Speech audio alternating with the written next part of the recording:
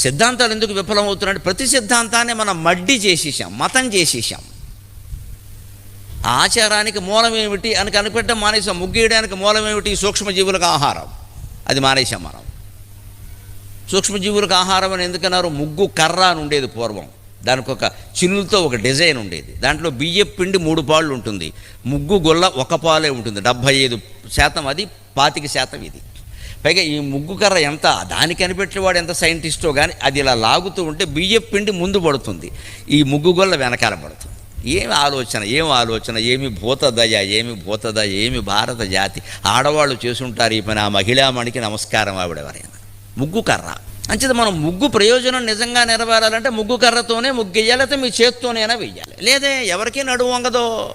దానికి డిజైన్లు కనిపెట్టాం. శుభ్రంగా షీట్, ప్లాస్టిక్ షీట్ ఇంటి ముందు పెట్టే, గొడవ లేదు, ఇంక శాశ్వతంగా ఉంటుంది. అయిపోయింది. ప్లాస్టిక్ కొన్న చోటకు లక్ష్మీదేవి ఎందుకు వస్తుంటే దరిద్ర దేవత వస్తుంది. నువ్వు ఎంత డిజైన్ వేసినా అంటే ఏం చేసాం? ముగ్గు అనే ఆచారం యొక్క మూలతత్వాన్ని గమనించడం మానేసి ముగ్గేస్తే దేవతలకు ఏం పని లేదమ్మా, నీ ముగ్గు చూడడానికి వస్తారు ఇక్కడికి.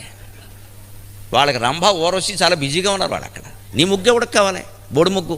దేవతలను మనం లోకు కట్టాం మనం ఏదో అట్టిపండు పెడితే వచ్చేస్తాడు, ముగ్గేస్తే వచ్చేస్తాడు, దీపం పెడితే వచ్చేస్తాడు, పనేం లేదు అక్కడ.